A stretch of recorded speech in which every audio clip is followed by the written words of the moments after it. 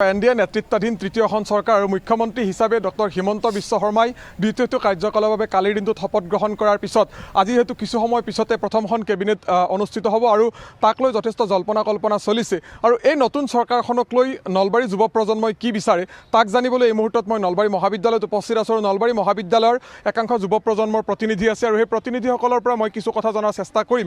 পোনে পোনে মই একাংশ ছাত্ৰৰ ওচৰলৈ আহিব বিচাৰিছোঁ প্ৰথমে আপোনাৰ ওচৰলৈ আহিছোঁ ইতিমধ্যে কালিৰ দিনটোত শপত গ্ৰহণ হৈ গ'ল আজি প্ৰথমখন কেবিনেট এই নতুন চৰকাৰখনক লৈ আপোনালোক যুৱ প্ৰজন্মৰ প্ৰতিনিধি হিচাপে আশা আকাংক্ষা কি ধৰণে পৰিকল্পনা কৰে নতুন চৰকাৰখনক লৈ সপোনতে মই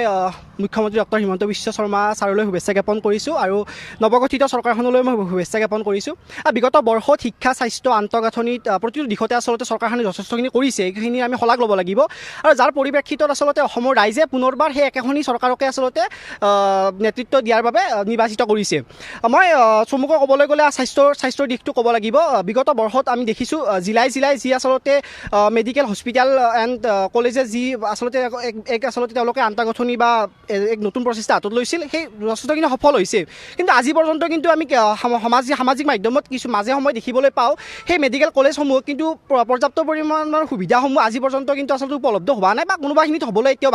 বাকী আছে তো আমি আশা ৰাখিছোঁ অনাগত দিনত যাতে সেই সুবিধাসমূহ তেওঁলোকে চৰকাৰখনে উপলব্ধ কৰায় সেই দিশতো আচলতে গুৰুত্ব দিয়াৰ বাবে মই অনুৰোধ জনাইছোঁ তাৰ সমান্তৰালভাৱে মই শিক্ষাৰ দিশটোৰ ক্ষেত্ৰত ক'ব লাগিব যেতিয়া আচলতে আমাৰ নিৰ্বাচনী প্ৰচাৰ চলি আছিল তাৰ মাজতে আচলতে মই দেখিবলৈ পাইছিলোঁ বিজেপিৰ যিসকল আচলতে সমৰ্থিত প্ৰাৰ্থী আছিল বা বিজেপি দলটোৰ তৰফৰ পৰা তেওঁলোকে মেনিফেষ্টোখন উলিয়াইছিল তাত খুব এটা সুন্দৰ আচলতে তেওঁলোকে উল্লেখ কৰিছিল যে বিনামূলীয়া শিক্ষা আমি আটাই জানো আজি মই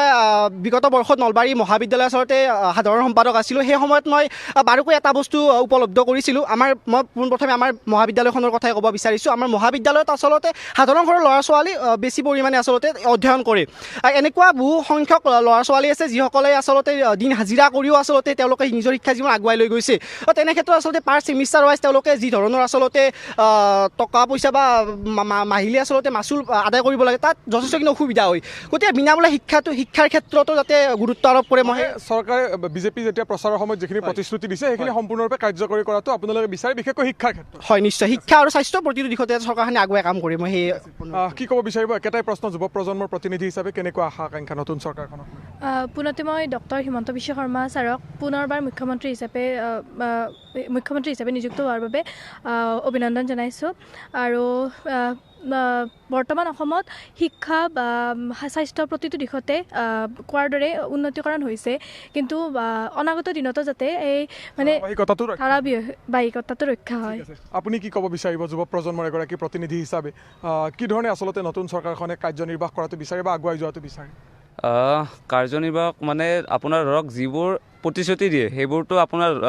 কোনোবাখিনি সময়ত আমি কৰাও দেখোঁ কিন্তু সেইবোৰ ধৰক উদাহৰণস্বৰূপে যি ষ্ট্ৰীট লাইটৰে যি কওঁ যদি আজি সেই লাইটটো জ্বলি আছে যদি আমি সেই 10 বছৰ পিছতো সেই লাইটটো জ্বলি থকা দেখি পাওঁ তেতিয়াহে আমি উন্নতি কৰাটো বুজাম বা সেইটোহে আমাৰ কাৰণে সাফল্য বুলি চৰকাৰখনৰ আমি ভাবিম সেইটোৱে ক'ম যে আমাৰ চৰকাৰখনে যিবোৰ প্ৰতিশ্ৰুতি দিয়ে সেইবোৰ কেৱল এদিনতে সীমাবদ্ধ নহওক সেইবোৰ মানে ধৰক চলিত বৰ্ষসমূহত চলি যাওক আৰু লগতে যিহেতু নিজৰ শিক্ষানুষ্ঠানতে আছোঁ সেই শিক্ষানুষ্ঠান এটা সমস্যা যি অকল নলবাৰী মহাবিদ্যালয়ৰ সমস্যা নহয় এই প্ৰত্যেকখন অসমৰ শিক্ষানুষ্ঠানৰে সমস্যা যি নিৰ্বাচন আহিলে প্ৰত্যেকখন শিক্ষানুষ্ঠানৰে শিক্ষয়িত্ৰী লগতে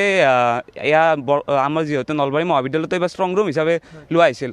সেই ক্ষেত্ৰত শিক্ষা জীৱনত বাৰুকৈ প্ৰভাৱ পেলায় আৰু বৰ্তমানো আমাৰ মহাবিদ্যালয়তো এনেকুৱা হৈছে যে ক্লাছ বাতি বৰ্তমানলৈ ভালদৰে হোৱা নাই বা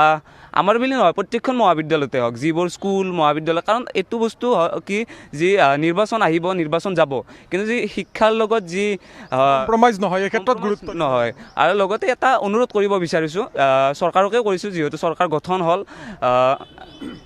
অনাগত দিনত যদি পাৰে নিৰ্বাচন আয়ুক্তৰ লগত কথা পাতি এটা নিৰ্বাচনৰ স্থায়ী এটা কেন্দ্ৰ এটা মানে বাছি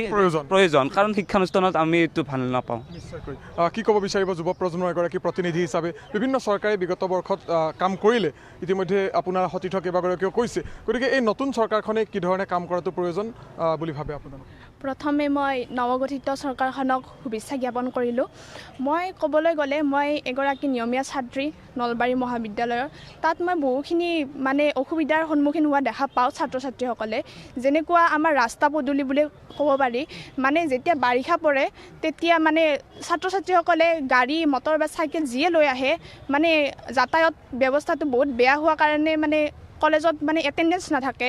যাৰ বাবে বহু পিছলৈ বহু অসুবিধাৰ সন্মুখীনো হোৱা দেখা আপোনাৰ কথাটো হ'ল যাতায়াত ব্যৱস্থা এতিয়াও বহুখিনি বেয়া হৈ আছে, যাৰ বাবে বহুখিনি ল'ৰা ছোৱালী কলেজ অহাৰ ক্ষেত্ৰত কিছু তেওঁলোকৰ অসুবিধা হয়। হয়, সেইটোৱে মই মুখ্যমন্ত্ৰী বা শিক্ষামন্ত্ৰী মানে যিয়ে দায়িত্ব লাভ কৰে গুৰুত্ব দিয়াটো মই মানে অনুৰোধ জনালোঁ। ধন্যবাদ জনাইছোঁ। কি ক'ব বিচাৰিব আপুনি এই ক্ষেত্ৰত? নমস্কাৰ, মই পোনপ্ৰথমে নৱগঠিত প্ৰাৰ্থীসকলক মোৰ ফালৰ পৰা আন্তৰিক অভিনন্দন জনাইছোঁ। যিহেতু মই নিজে এগৰাকী ছাত্ৰ, গতিকে মই শিক্ষাৰ ক্ষেত্ৰতো বেছি গুৰুত্ব দিম। গতিকে যিহেতু এতিয়া শিক্ষাৰ ক্ষেত্ৰতো তেওঁলোকে বহুতো উন্নতি কৰিছে, কিন্তু বৰ্তমান সময়ত যিহেতু পৰীক্ষাসমূহৰ পেপাৰসমূহ লিক হৈছে, যেনে EWS কোটাটো বন্ধ কৰিছে, তেনেদৰে নিবনুৱা সমস্যাটো বৰ বৃদ্ধি পাইছে। গতিকে তেওঁলোকে যিহেতু কাম কৰিছে, আমাৰ মানে ছাত্ৰ মানে মানুহক যিমানে হয় সিমানে মানে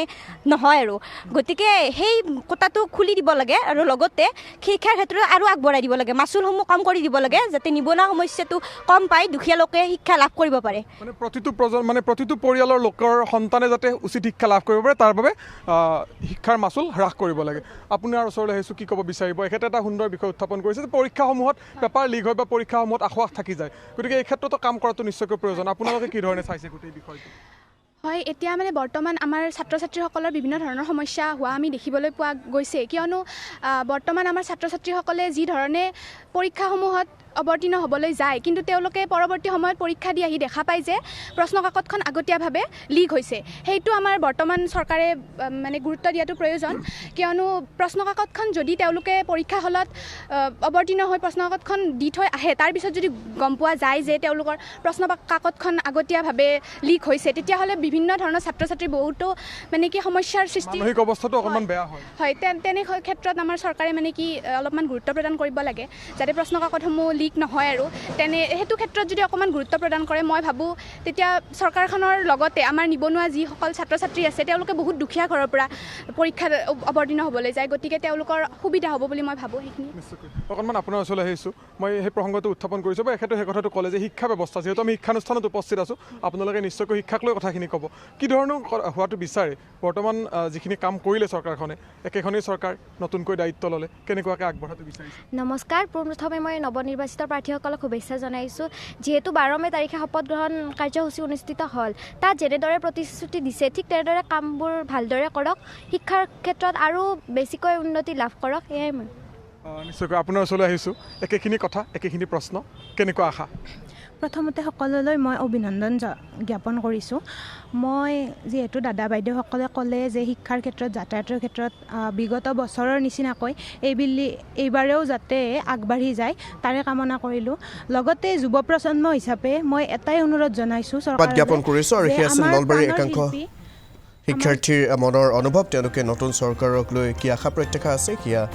আমাৰ সাংবাদিক ভাস্কৰ জ্যোতি ডেকাৰ সন্মুখত ব্যক্ত কৰিলে।